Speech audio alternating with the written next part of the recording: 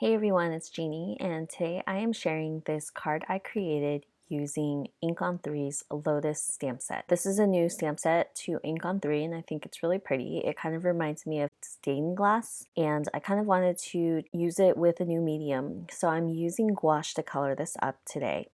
I am stamping on black watercolor paper and stamping the image using Ink on 3's Atelier Shark Tooth White ink. As you can see, the white is super bright on this watercolor paper, and I was really happy with it because I wanted to kind of create no line coloring. And it's kind of hard to do no line coloring on black cardstock using fade out ink because you definitely won't see it. So I decided to use white, and I thought it would blend in perfectly with the gouache. So gouache is new to me. I usually only use white gouache for splatter, but for today's card, I had purchased this gouache set for Amazon's Prime Day.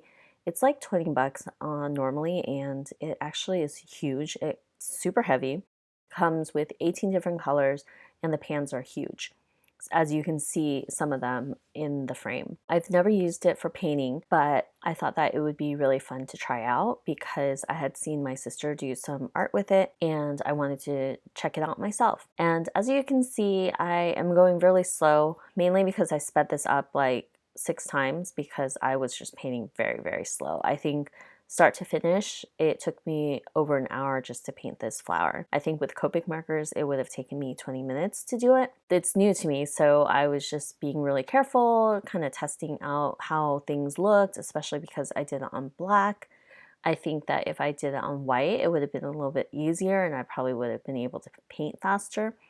But I wanted to kind of challenge myself, and I thought it would look nice on black because it would just pop, which I think it does in the end result. For how I'm coloring this, I am no pro. This is the first time I used it, but I kind of took it as no line coloring. So what I did was I actually started out with my medium color to create a base because it's actually really light. You can see that I go in with my medium color and it kind of like mixes into the black cardstock. The color that you mainly see on the leaves at the end is the lightest color, which is the lightest green in this palette, and that one really popped. And you're just using the medium and the darkest green to create those shadow lines.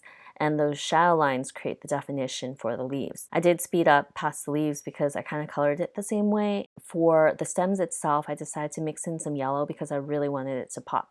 I realized that any of the lighter colors really make it stand out, and you kind of need to use the lighter colors to grab your attention and grab that highlight area, and then the darker colors will work as your shadows. So I used the same concept for the stems. I ended up mixing a little bit of white into the green because I didn't want it to kind of match the green that I used for the leaves. And then I moved on to the flower. And the flower, I think, was the part that I struggled with the most, mainly because I decided I want a pink flower. I'm putting down my pink color, and as you can see, that isn't super bright on black cardstock. And so I kind of was like, oh no, I messed this up. What am I going to do?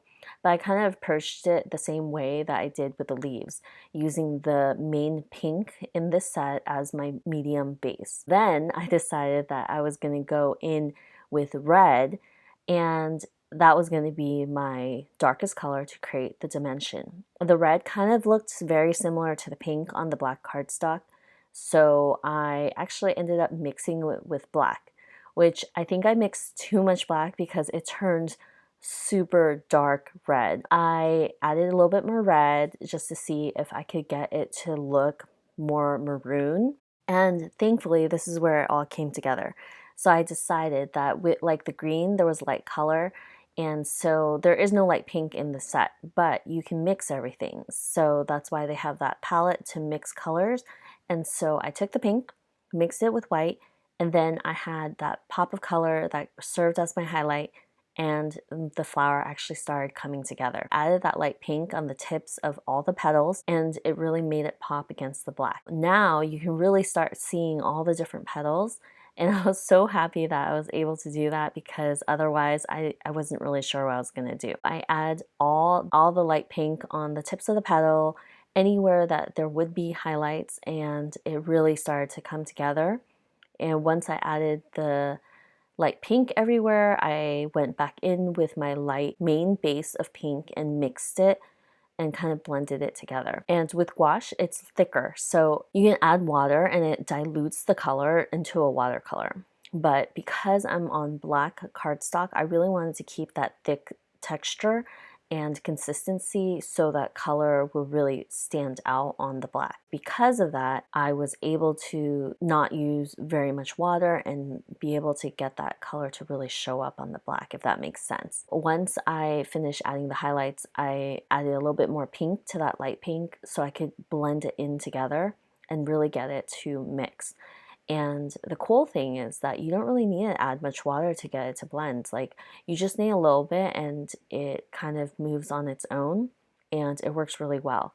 So once I finish mixing out all my petals to kind of lighten that pink with the light pink that I added, it started to really look like something. But it definitely needed additional dimension, and I created that by adding in that dark red I had created and mixed together earlier. How I used the dark red was kind of just like how I would stamp an image with a black outline. That's exactly where I'm putting that dark red, and it really makes all the little pieces pop. I made sure to put that dark red, especially against the highlight of the light pink, because it created those shadows.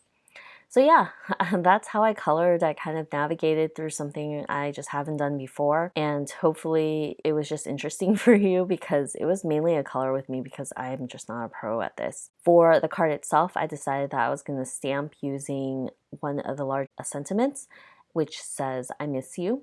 And I decided to heat emboss directly onto my black cardstock with white embossing powder. I'm using Ink on 3's Arctic White, and it just really stands out against that black.